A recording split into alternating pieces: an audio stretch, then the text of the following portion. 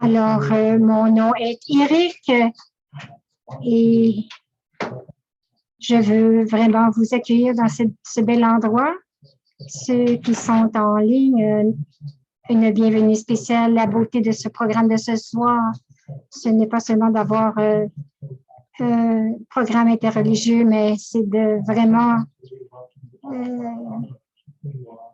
j'aimerais vraiment vous honorer avec ce que vous êtes individuellement, avec votre cœur, avec votre esprit, votre corps.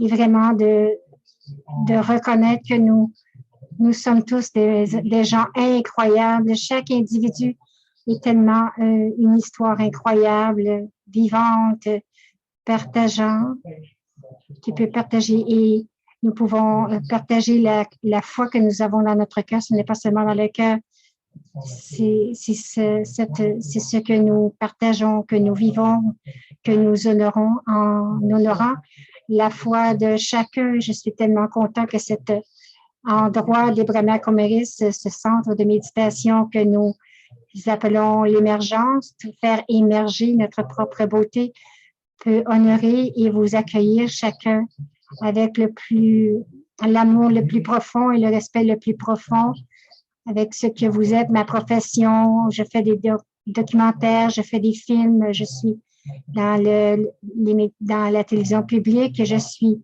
passionnée par les gens, je suis en amour avec les gens parce que chacun a une histoire incroyable à partager. Alors, j'ai hâte d'entendre un peu de chacun de vous, mais restez libre de demander à chacun ou à une autre personne de l'histoire.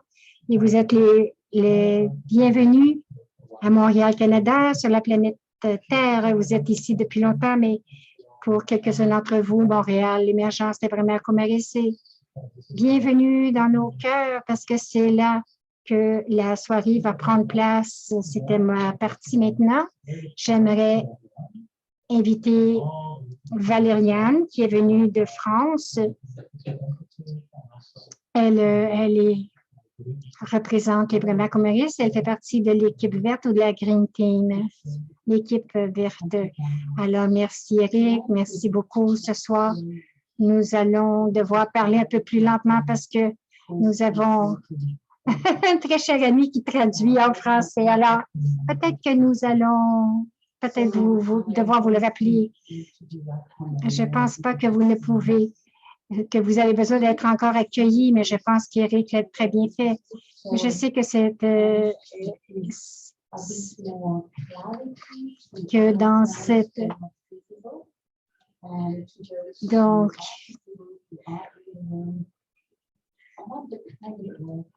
Donc, nous devons rendre plus visibles ceux qui ne sont pas ici présentement, mais aussi ceux qui sont ici. Pourquoi la spiritualité dans le changement climatique? Et vous dites comme un éléphant dans une petite boutique. C'est quelque chose que je suis très heureuse d'inviter mon ami Gopal et de parler un petit peu de quelle sorte de travail nous faisons et pourquoi nous le faisons. Gopal a été très actif en coordonnant et dans la coordination et aussi qui nous a eu un espace fantastique à la COP cette fois, un pavillon, ce qui est extraordinaire parce que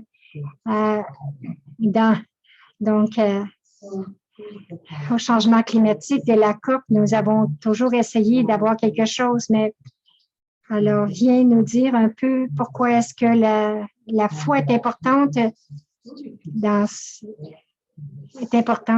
le changement climatique. On va demander s'il peut s'asseoir là. Alors, est-ce OK? Donc, c'est Gopal. Oui, alors merci beaucoup. Merci Valériane, Eric, l'Ibrahima Comeris pour nous accueillir. Nous sommes venus en octobre à Montréal, lorsqu'il était un petit peu plus chaud, il faisait un peu plus chaud, pour un peu visiter la ville et nous avons visité le centre un après-midi et nous avons eu une très belle hospitalité comme ce soir d'ailleurs. Et c'est tellement beau de voir que ça se manifeste par la présence de beaucoup de belles personnes ici. Merci de l'avoir organisé pour nous. Nous sommes ici comme une foi interreligieuse. Nous sommes des groupes de 40 ou environ une quarantaine de foi ou de religion, mais en tout, il y a à peu près 55 groupes religieux qui nous encouragent de faire le travail que nous faisons. Je vais vous dire ce que nous faisons et je vais vous dire après pourquoi c'est important. Ces négociations sont très importantes.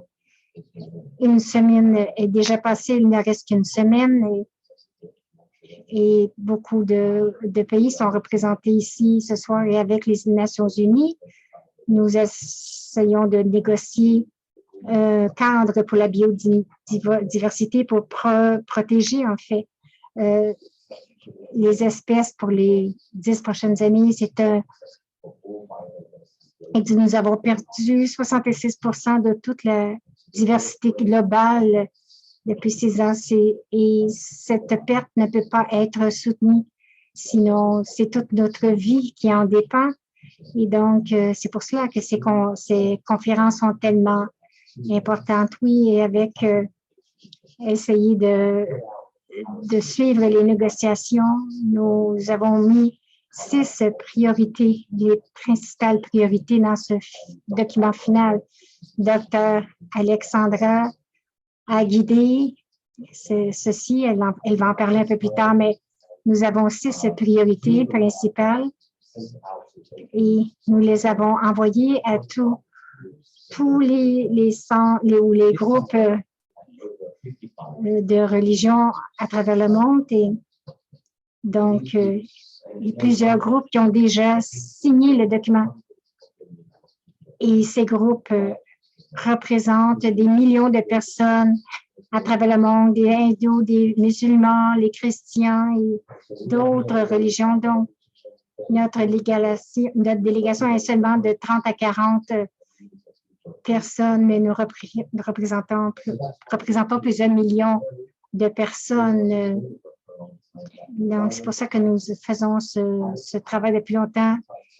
Cette crise dans le cœur, c'est une crise du cœur, de la conscience. Une crise de la conscience, et en fait, afin de résoudre ces défis, la science, tout est important. Donc, le gouvernement, l'argent et tout, mais ça doit être dirigé dans une bonne direction. Et nous sommes ici pour parler à propos de l'urgence morale et spirituelle d'en parler. Chaque tradition religieuse a en elle-même, dans son cœur, sait que la planète, qu'il y a des secrets, et ces secrets sont... Comment est-ce que vous pouvez avoir différentes religions d'être d'accord? Et j'ai donné l'exemple de l'arbre. Si vous regardez l'arbre où il est planté, un hindou, il va dire cette plante est sacrée parce que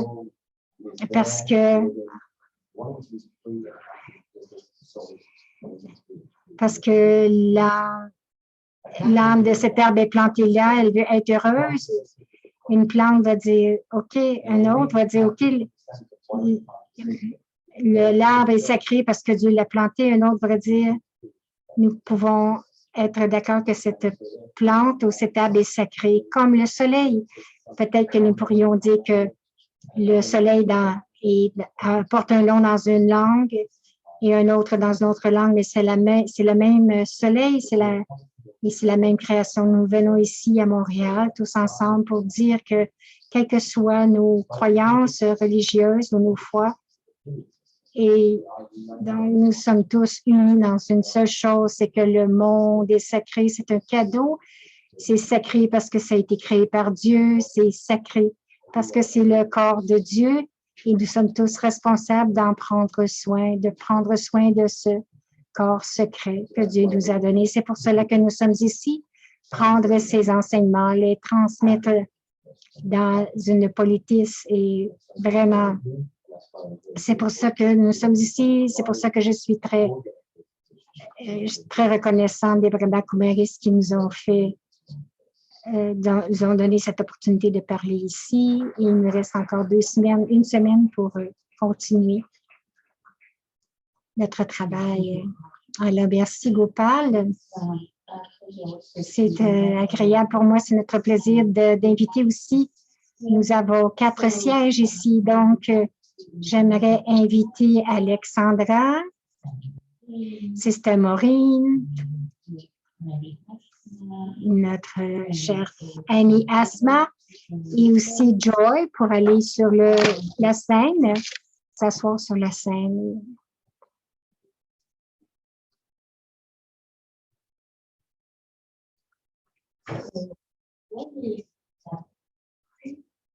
Joy, j'ai eu la fortune de la connaître depuis plusieurs années. Et Ousna, nous sommes bien.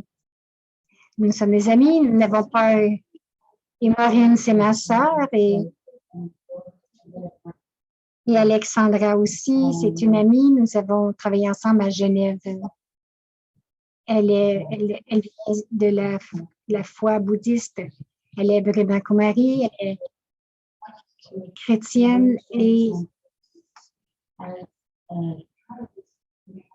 comme Gopal nous rappelait qu'Alexandra a vraiment une négociation. Elle a vraiment, c'est comme la Sherlock Holmes des négociations à interface. Elle est croyante parce qu'elle le fait avec un sourire, comme si c'était très facile. Donc, comme si c'était aussi facile de brosser.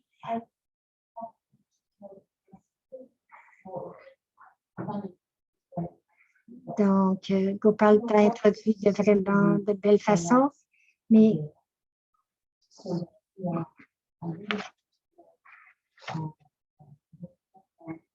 qu'est-ce qu'on pourrait savoir pour être un peu plus éveillé dans l'aspect des négociations et pourquoi c'est si important? Et comme les autres, je vais te demander aussi, je vais te poser des questions au sujet de ta foi aussi.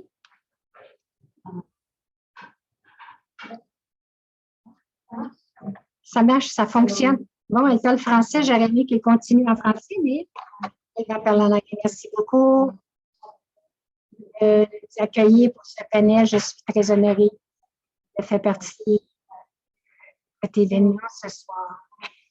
Alors, Gopal a bien introduit, présenté.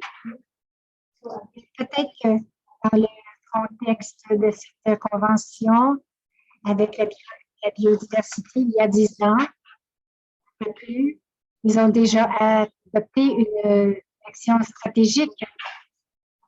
Ça s'appelait le Aichi Target. Et ensuite, le résultat, le but était d'augmenter la protection de la biodiversité.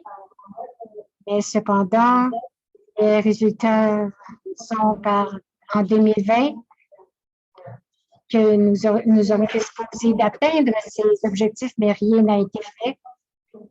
Donc, le cadre, après 2020, le but clé, c'était à propos du pourcentage de les terres et des mers qui devraient être protégées, donc un pourcentage. Globalement, ça avait été accepté de protéger à 70%. Mais le point clé pour répondre à l'urgence à ce moment-ci était OK. Nous avons besoin d'avoir un pourcentage plus élevé. Et la discussion entre les États, c'est quel serait ce pourcentage.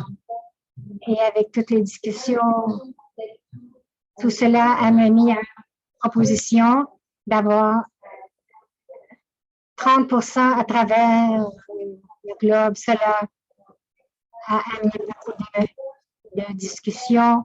Il y en a qui aimeraient avoir plus, d'autres moins, mais cela est supposé être un point, un pilier. Bien sûr, il y a beaucoup d'autres points, la pollution, l'éducation, les finances, bien sûr, beaucoup des aspects variés. Et une des clés aussi qui est notre priorité ou notre défi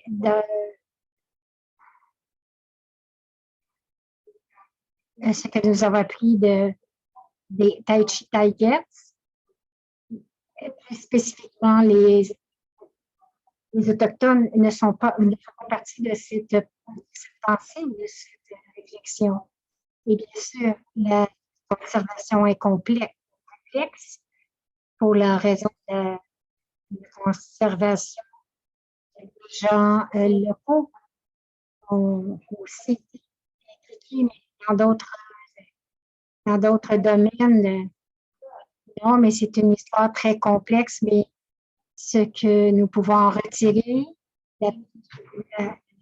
la principale chose que nous pourrions en tirer, c'est qu'ils sont déjà, ils protègent déjà, ils vivent en harmonie avec la nature, la plupart d'entre eux. Donc, nous devrions vraiment augmenter cela, en faire une politique et le supporter, le soutenir. Donc, c'est un des aspects principaux.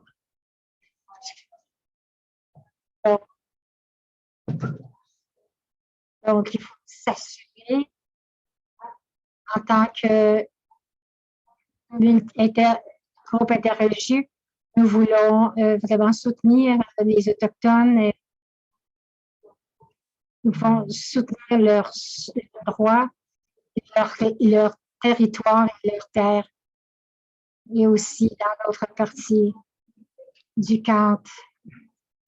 Et en tant que la foi, nous ressentons toujours que c'est important que les relations et l'interconnectivité fassent partie de cela lorsque la mission et la vision de ce cadre va être adoptée et discutée, que vraiment que cette vision et cette mission doit être de vivre en harmonie avec la nature. Donc, il y a cette priorité et dans cette interconnectivité, nous avons eu des éléments prioritaires autour des pays, donc pour combattre la pollution, et tout cela travaille en synergie, non pas en silo individuellement. Je pense que je vais arrêter ici. Nous sommes dans le milieu des négociations. Il y a quelques jours, un État, en fait, qui venait de nulle part, mais c'est vraiment... Donc, bien sûr, il y a des soudainement, lorsque le 30% a été négocié, il disait il ne voulait pas avoir 30%, mais il voulait avoir 13%. Et tout le monde dans la pièce se demandait qu'est-ce qui se passait. Mais au-delà de ces négociations, il y a beaucoup de pouvoir et en tant que interreligieux, des gens avec des croyances, nous voulons vraiment atteindre une entente vraiment forte pour la protection de la biodiversité et de la nature. Merci. Merci, Alexandra. Je pense qu'on va donner une petite pause et nous allons demander à la bouddhiste Alexandra de parler un petit peu plus tard pour reprendre ton souffle. Donc, Sister Maureen, je vais lui demander de nous parler ce soir. J'aimerais qu'elle partage avec nous dans sa perspective comment la foi des Brahma Kumaris est vraiment reliée à la biodiversité, la nature, et quelles sont les actions que nous avons déjà faites pour vraiment, on dit, de faire ce que l'on dit. Merci pour cela, dit Maureen. Nous comprenons très bien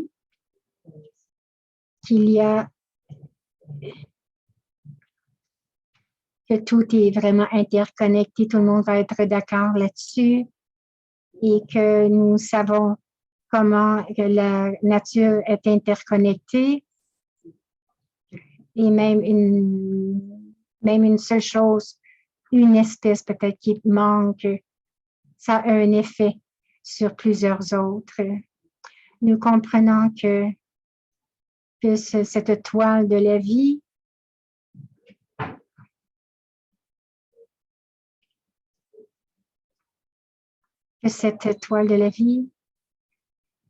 n'est pas seulement en termes de façon naturelle et physique, de la façon qu'on fonctionne,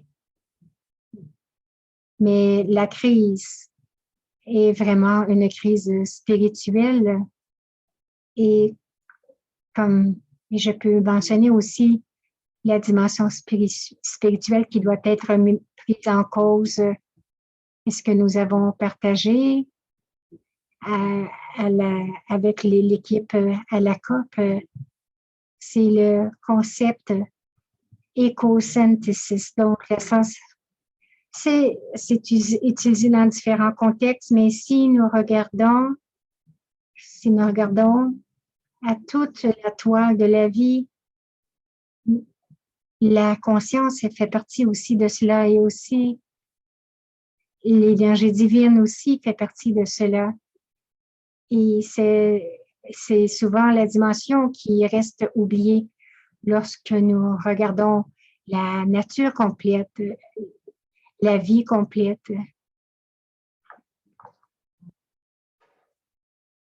Et c'est important parce que ce que nous sommes, ce que nous faisons, ce que nous sommes en tant qu'être humain, ce qui est à l'intérieur, notre conscience a absolument un impact sur nos valeurs, et aussi un impact direct sur la matière elle-même. Et juste d'une façon très simple, en fait, comme vous parliez de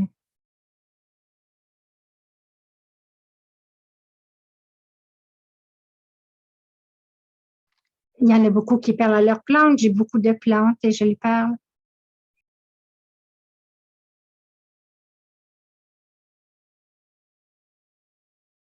Donc, ce n'est pas une farce, c'est vraiment... Donc, ce n'est pas une farce, c'est vraiment vrai lorsque nous parlons à nos plantes. Je me souviens lorsque j'étais dans un certain environnement avec des arbres et la question avait été posée, ce n'est pas tellement ce que nous devrions faire. La vraie question est comment devrions-nous être? Et nous oublions cela. Mais à l'intérieur du soi, l'être, si vous faites quelque chose avec une intention très pure et que vous propagez cette énergie divine avec intention, l'impact de ce que nous allons faire va être habituellement, va avoir une grande portée. En ce moment, les décisions qui ont été prises sont prises avec sont prises à court terme et c'est très limité. Et c'est ce que la COP 27 aussi, j'ai vu que donc la seule terre qui importe, on dirait, c'est la terre de l'argent. Ce n'est pas... Mais, OK, c'est la lunette de l'argent qui prime, mais pourquoi est-ce que nous ne pourrions pas porter les lunettes de vraiment augmenter? Donc, lorsque nous pensons à la vie, à l'écosystème, tout cela fait partie d'un tout, notre conscience, la nature, les créatures, c'est la création. Et nous parlons de la création. N'oubliez pas le Créateur aussi et cette énergie divine qui doit être là dans les négociations. Mais je pense que c'est notre compréhension. C'est ce que je veux partager sur notre perspective. Om Shanti. Merci beaucoup, Maureen. Je pense que d'apporter aussi toute notre spiritualité permet à l'esprit et à l'intelligence, à l'intellect de fonctionner différemment.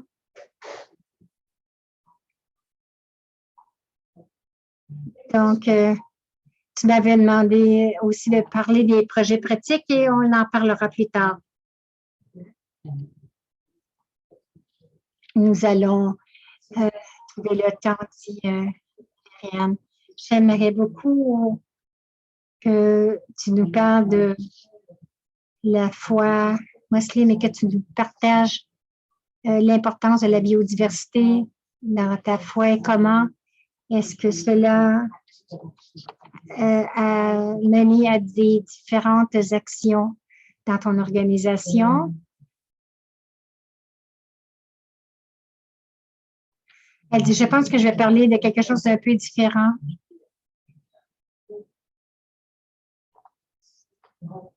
Elle dit, elle dit, rappelle-toi de ne pas parler trop vite. Notre traducteur va t'envoyer des bénédictions.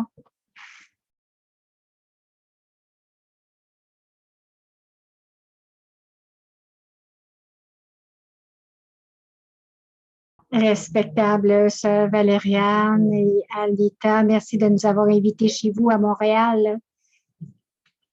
Les distingués panélistes, amis, frères et sœurs. J'aimerais vous parler de la façon dont les musulmans peuvent soutenir un avenir florissant pour notre planète. Le Coran nous dit clairement de dompter notre avidité, nos désirs. Quiconque désire la récolte de l'au-delà, nous augmenterons pour lui sa récolte. Et si quiconque désire la récolte de ce monde, nous lui en donnons, mais il n'y en a pas pour lui de part dans l'au-delà. Il n'y aura pas de part pour lui dans l'au-delà. La cohorte 15, c'est l'accent est mis sur la biodiversité et la perte de la nature. Il est effrayant d'imaginer la triple crise à laquelle nous sommes confrontés. Tout le monde ici reconnaît trop clairement l'interconnectivité de tous ceux qui vivent sur notre planète et l'impact de nos actions dans le passé, le présent et l'avenir. Dans les traditions religieuses, y compris l'islam, les religions entre les humains et les autres éléments du monde naturel ne sont pas compartimentées, mais plutôt conçues comme étant liées à une série d'interactions spirituelles continues. Je crois qu'il y a 3 choses sur lesquelles nous devons nous concentrer si nous voulons atteindre un avenir florissant. Tout d'abord, reconnaître que nos vies sur cette planète ont une durée limitée. Le prophète Mohammed a dit « Je suis dans ce monde comme un cavalier qui s'arrête à l'ombre d'un arbre pour un court moment et après s'être posé, reprend son voyage en laissant l'arbre derrière lui. » Deuxièmement, la connaissance est la clé et la diffusion de cette connaissance par le biais du plaidoyer, de la formation, des ateliers, traduction, etc., d'une manière sensible à la foi, permettra l'effet d'entraînement dont nous avons besoin pour construire un mouvement de foi sur la biodiversité et le changement climatique. Le narrateur Abu Darda a dit, si j'ai entendu l'apôtre Allah, la paix soit sur lui, dire, si quelqu'un voyage sur une route à la recherche de la connaissance, Allah le fera voyager sur une lune de route du paradis. Les anges abaisseront leurs ailes dans leur grand plaisir avec lui qui cherche le savoir. Les habitants des cieux et de la terre et des poissons dans les eaux profondes demanderont pardon pour l'homme savant. La supériorité du savant sur le pieux est comme celle de la lune, la nuit où elle est pleine.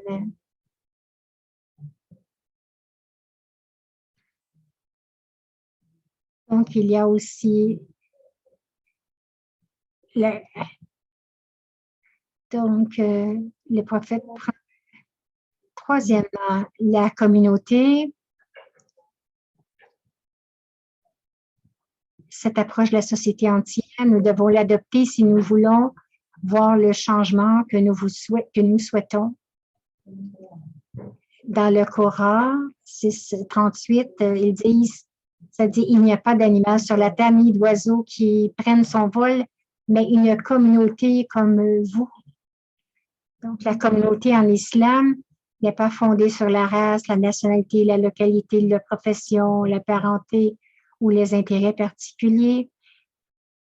Elle ne prend pas son nom d'après le nom d'un leader, d'un fondateur ou d'un événement. Il transcende les frontières nationales et les limites politiques. Le fondement de la communauté en islam est le principe qui désigne la soumission à la volonté d'Allah, l'obéissance à sa loi et l'engagement pour sa cause. Le prophète Mohammed était un modèle qui nous a montré comment vivre de manière durable et simple en respectant la terre et nos semblables. Il nous a appris à consommer avec modération, éviter le gaspillage et les précieuses ressources naturelles telles que l'eau, même si elle se trouve sur les rives d'une rivière qui coule. L'économie islamique est très axée sur la communauté et je pense que c'est un outil qui peut être utilisé efficacement, pour soutenir le GBF. La pandémie mondiale a touché les pays musulmans et les entreprises musulmanes du monde entier, tout comme elle a touché toutes les communautés. Pour mieux comprendre, il faut renforcer la collaboration et le partenariat, non seulement entre les musulmans, mais aussi entre les musulmans et la communauté au sens large, afin de garantir une reprise durable. Le redressement après la pandémie offre une occasion très opportune de considérer également le rôle de la biodiversité et du développement durable dans la poursuite d'une réinitialisation verte. Selon le rapport sur l'état de l'économie islamique mondiale en 2020, plus de 1,9 milliard de musulmans dans le monde dépendent de plus de 2,20 milliards de dollars dans 6 secteurs économiques, avec en tête la nourriture halal, la mode modeste, les médias, les voyages. À eux seuls, les actifs de la finance islamique étaient estimés à environ 2,88 billions de dollars en 2019. Les musulmans devraient dépenser 2,4 trillions de dollars d'ici 2024. La pandémie a entraîné de nombreux défis pour l'économie islamique, tels que la perturbation des chaînes d'approvisionnement mondiales, les problèmes de sécurité alimentaire et la fermeture des frontières. Elle dit donc maintenant,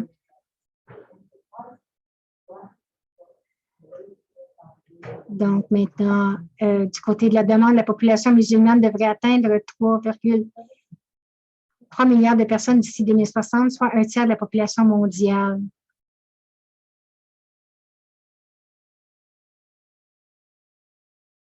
Mon point final.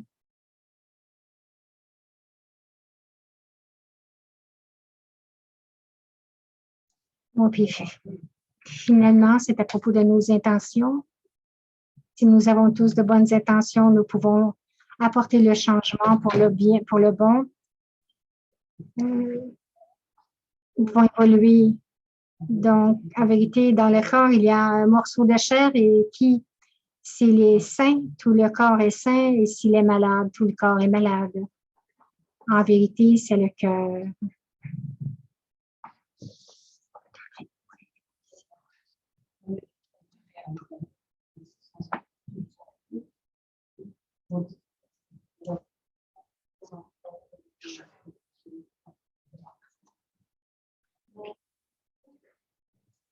Pas grave, c'est un moment de meeting. Bon, c'était un peu vite, mais on espère que vous avez compris un petit peu le fondement de ce qu'elle disait. Donc, ici, nous avons Joy Kennedy, qui est modératrice du groupe de travail des changements climatiques au Conseil œcuménique des Églises. Donc, si vous pouvez nous parler un petit peu des actions que tu as soutenues. Merci, Joy. Merci beaucoup. Première chose que je veux dire, c'est que vous devriez savoir que Valériane et que mon collègue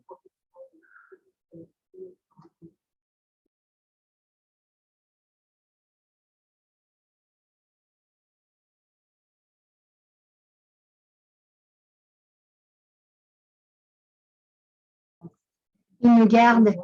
Elle dit, Valériane et son collègue, ils gardent vraiment sur la bonne route. Donc, c'est vraiment agréable de reconnaître cela avec vos collègues et tes amis. C'est un travail très, très important que tu fais, Valériane. Aujourd'hui, c'est une grande question. Et je commencerai pour les gens ici pour dire bienvenue au Canada. Si vous n'y êtes pas déjà là. Des fois, nous disons Canuck. Normalement,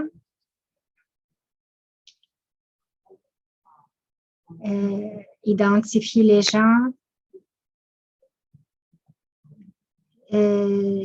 Normalement, nous dirions dans quel territoire que les gens, de quelle origine. À Toronto, je dirais que je suis de Toronto. On dirait aussi, donc je dirais, je suis de Toronto, mais on dirait qui maintenant est appelé le Canada. Peut-être que vous avez déjà entendu cela. Que si vous avez joint les conversations maintenant à Montréal, je n'ai jamais eu le bon mot à Montréal. Tchitchengue. Tchitchengue, Montréal, quelque chose dans le style. Bon, c'est parce que c'est un long mot à Montréal. Donc, je vis dans une terre traditionnelle avec les Anishinabek.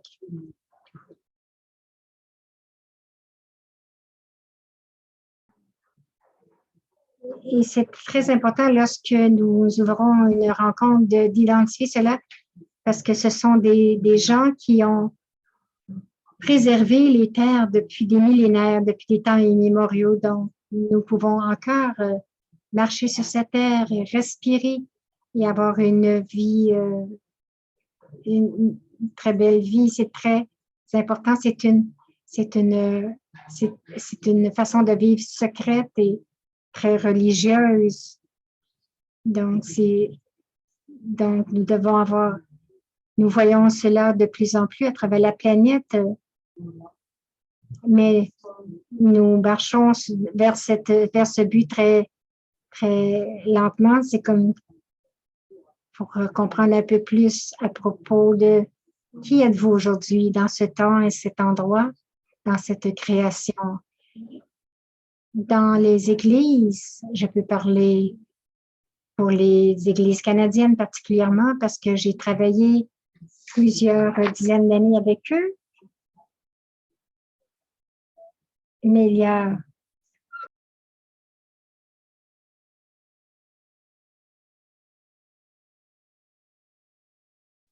donc ces messes, c'est grand. Nous avons une assemblée en Allemagne et nous regardions dans les yeux encore après une dizaine d'années.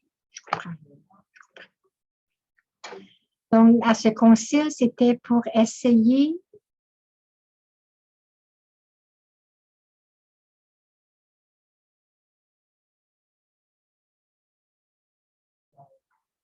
c'est que les religions sont très, très divergentes malgré. Et c'est bon parce que Dieu a besoin d'un monde diversifié avec notre tradition spirituelle. Nous avons beaucoup de diversité aussi, de divergences d'opinion. Nous devons trouver des moyens pour articuler. Je ne dirais pas comprendre parce que la compréhension de chacun est tellement différente, mais de mettre toutes nos pratiques spirituelles ensemble, et ce n'est pas facile. Et cela atteint beaucoup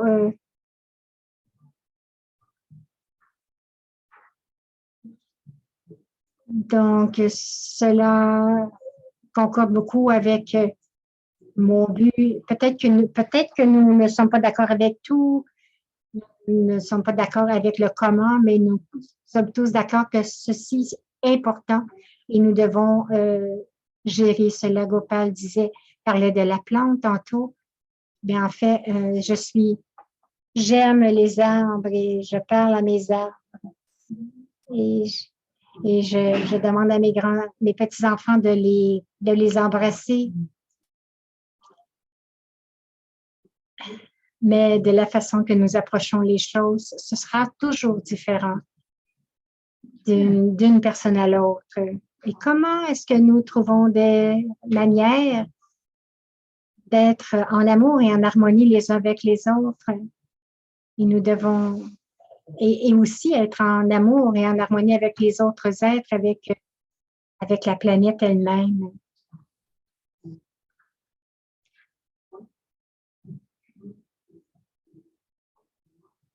J'ai déjà écrit un livre, mais mon travail le plus important, c'était d'être la justice écologique.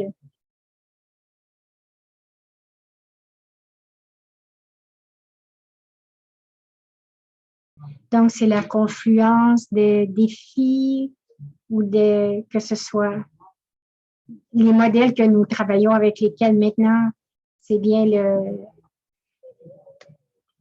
et comment développer comme quelque chose de compréhensif. Donc, il y en a qui vont pas. Sinon, ils pensent seulement à propos de l'eau, des enfants, où on ne peut pas parler seulement des débordements ou des. Donc, nous devons regarder ça de façon globale et essayer d'utiliser. Et donc, nous faisons cela, et de l'articuler donc avec des mots et ça devient un livre. Donc, ce que nous essayons de faire avec la biodiversité, dans le cadre de la biodiversité.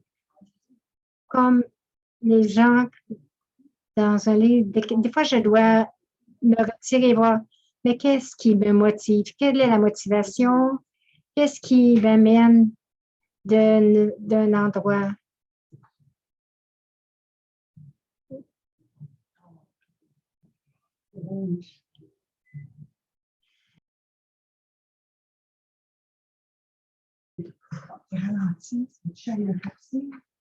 Donc, elle parle d'un livre qui existait dans les années 60, le Pew confortable. Pew. Donc, j'étais de retour dans ma maison pour quelques mois parce que je voyage un peu partout, mais ce que je lisais, c'était à propos de Jean-Baptiste qui disait, qui était un politicien à ce moment-là, ou un érudit. Il disait, vous êtes un tas de serpents, un tas de. Il disait, vous changez votre.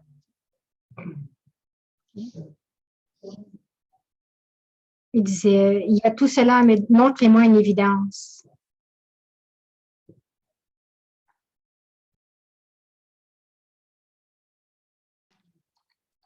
Donc, on pourrait dire à ceux qui font de la politique, montrez-moi l'évidence.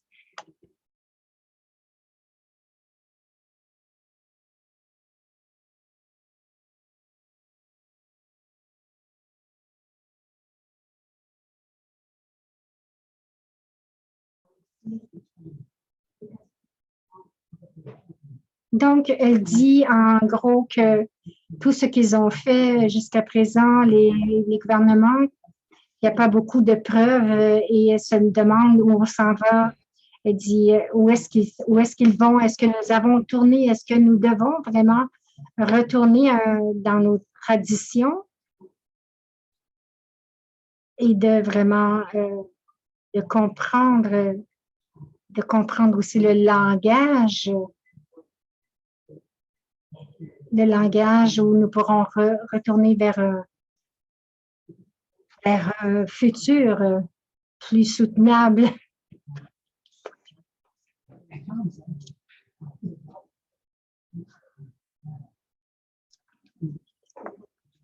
Les Autochtones nous ont dit ça depuis longtemps il serait temps de croire en ce qu'ils disent, que leur voix devienne prédominante et qu'ils nous guident dans un endroit encore meilleur.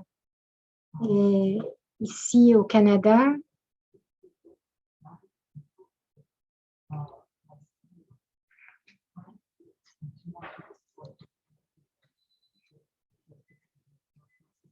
c'est pour ça que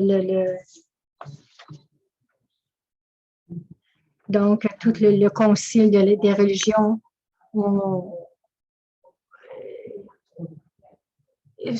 ils sont en train d'être d'accord sur la décolonisation, non pas seulement au Canada, mais partout dans le monde.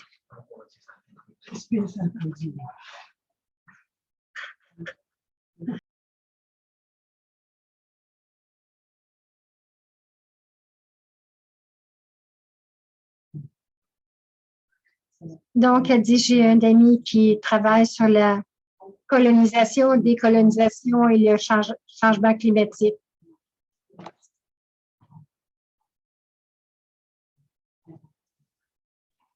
Donc, nous avons Alexandra qui est musulmane. Alexandra.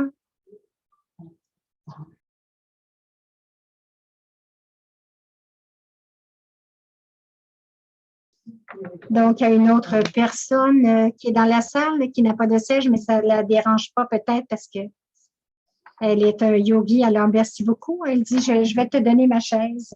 Alexandra, merci beaucoup pour tout ce qui a été partagé. J'ai été très inspirée. Et aussi, cela m'a fait penser qu'il y a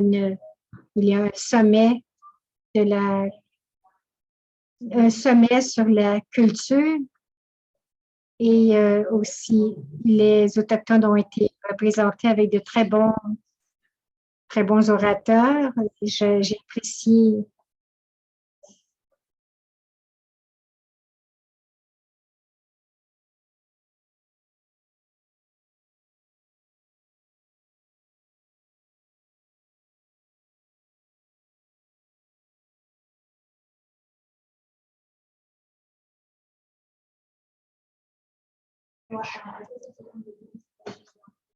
donc dans la tradition bouddhiste, beaucoup de traditions et aussi comme les bouddhistes, dans ma propre tradition, il y a deux choses que je pense et que je veux partager.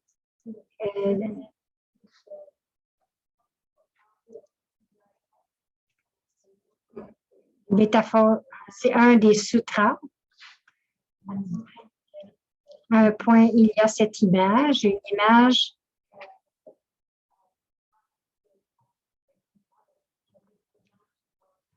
donc c'est que le palais d'Indra qui est tout qui englobe le monde et en fait dans chaque nœud, il y a des joyaux qui reflètent toute la lumière des autres joyaux. Et cela symbolise, c'est une métaphore, cela symbolise que tous les phénomènes. Chaque phénomène est contenu dans les autres. C'est une des façons, des manières de montrer ou de décrire cette interconnectivité. Nous prenons cela peut-être de façon humaine, de la perspective humaine, dans l'action humaine, que vous pouvez avoir un impact positif aussi en tirant une partie de cette toile. Tout bouge. Il y a un principe au Japon aussi, le concept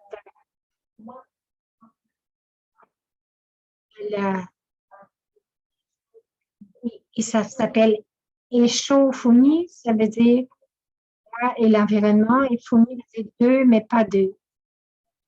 Pour moi, j'ai beaucoup aimé cela, cette façon de traduire, d'être dans l'environnement, dans un niveau plus profond, c'est seulement une chose.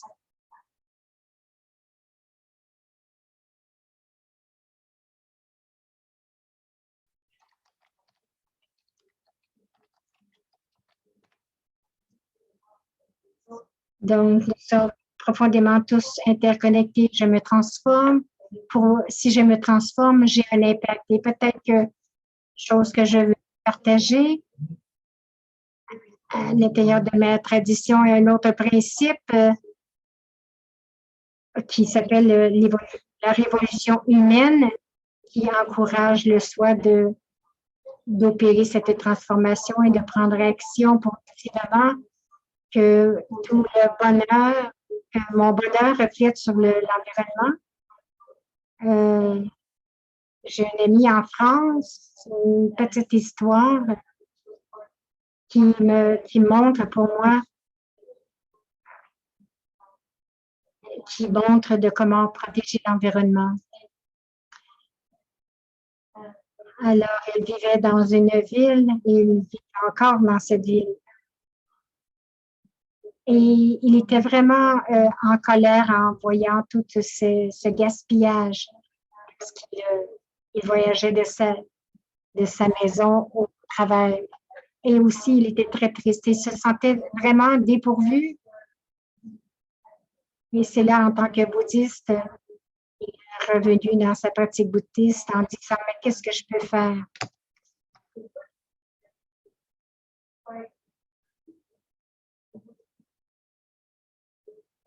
Il faisait du chanting. Qu'est-ce que je peux faire?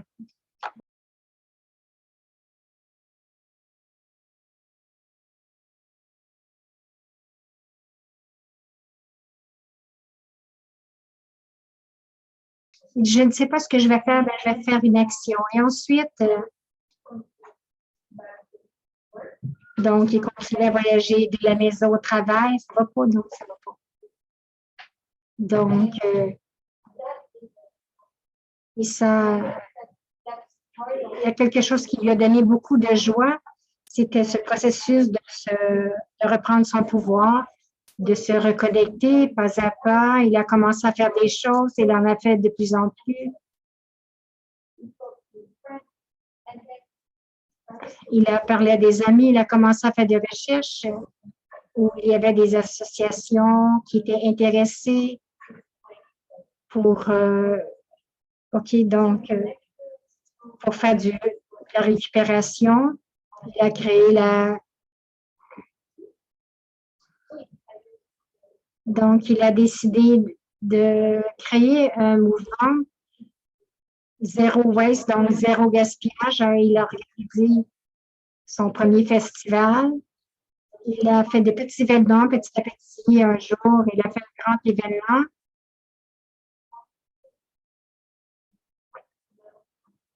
Donc, ils ont vraiment ramassé beaucoup de déchets.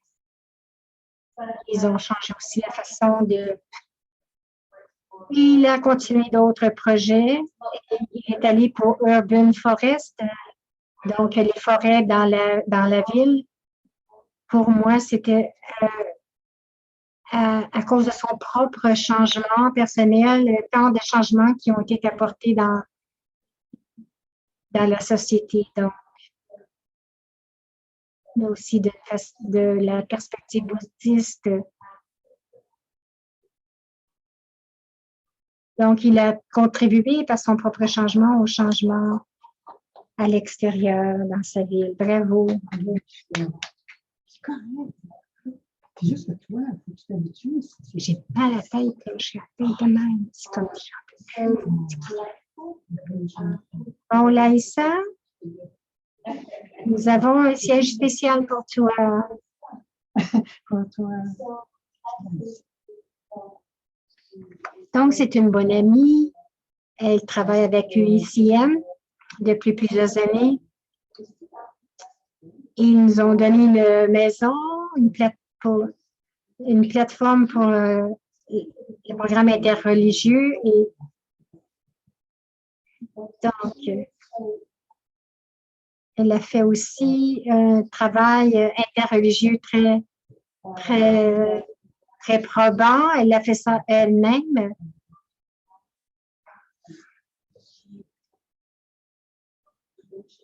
Elle travaille aussi sur la conservation des sites sacrés. Donc, plusieurs choses, mais je vais la laisser parler. Bonjour tout le monde, Om Shanti. C'est vrai que tu as dit bienvenue à la maison et je me sens vraiment à la maison. Je suis vraiment Kumaris.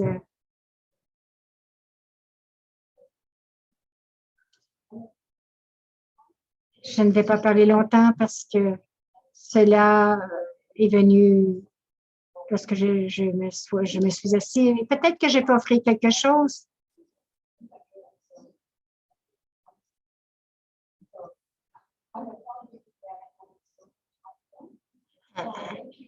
Donc, elle s'excuse parce qu'elle a aussi un accent polonais et elle parle très vite.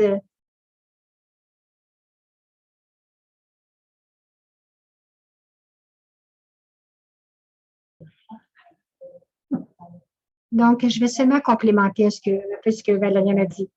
Je suis le directeur d'une petite organisation qui s'appelle Diverse Air et développe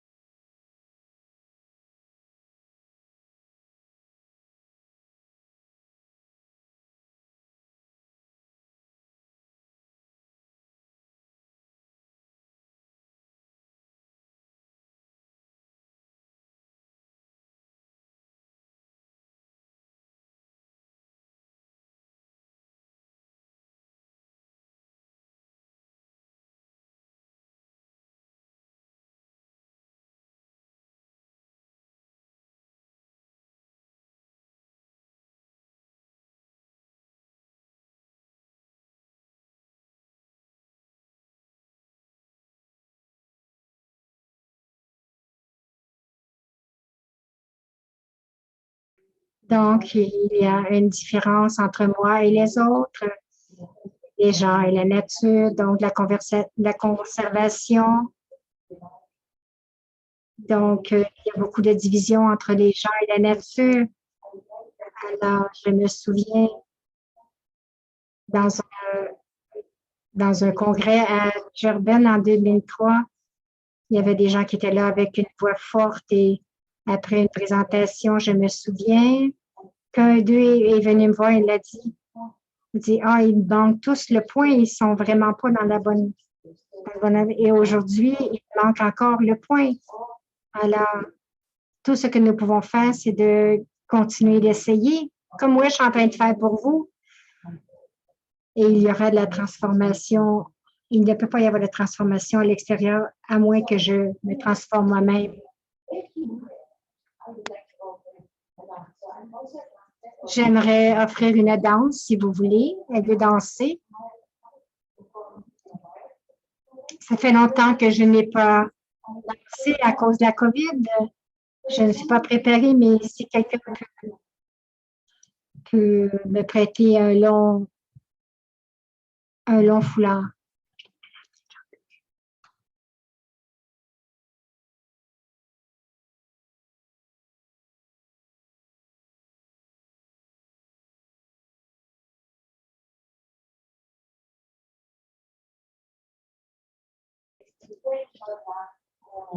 Donc, elle va faire une petite danse et elle espère que vous allez tous l'aimer.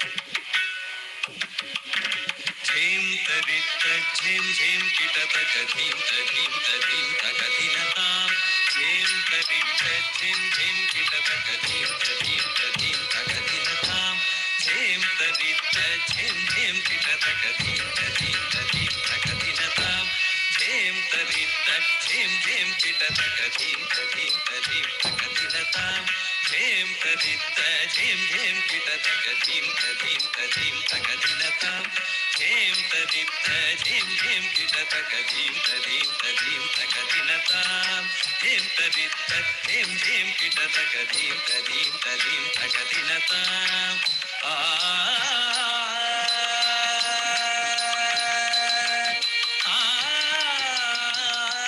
तकधिनताम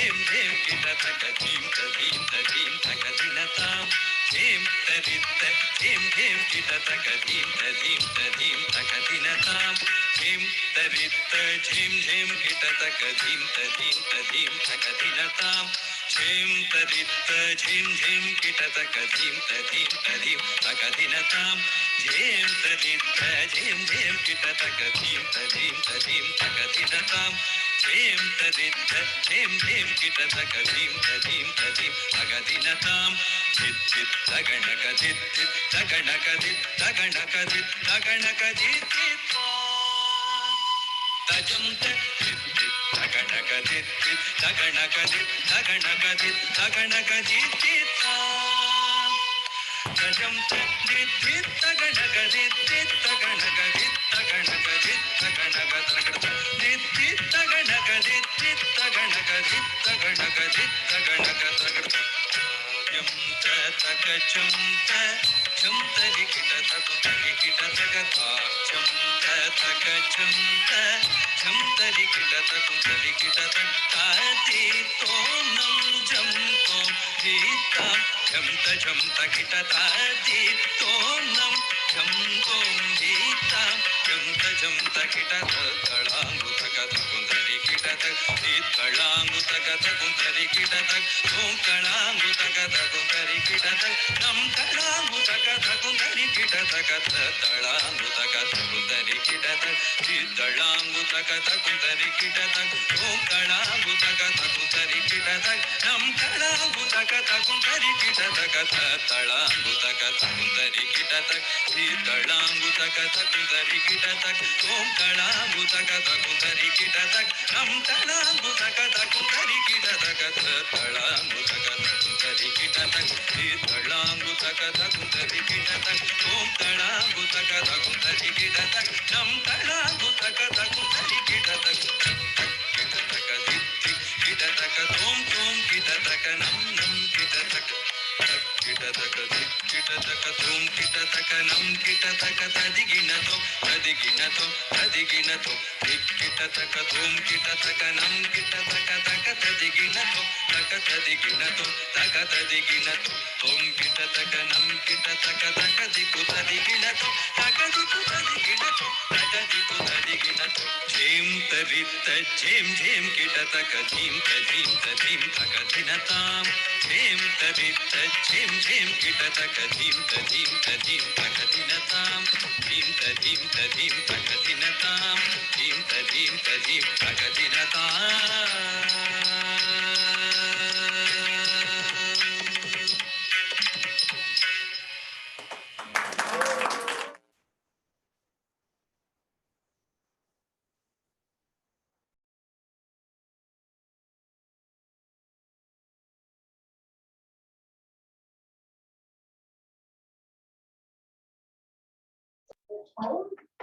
C'est extraordinaire. C'est comme ça que ça se passe quand quelqu'un se sent à la maison, il danse. Alors, c'est la fin de notre soirée. Merci beaucoup. Merci pour votre présence, pour ce que vous avez apporté.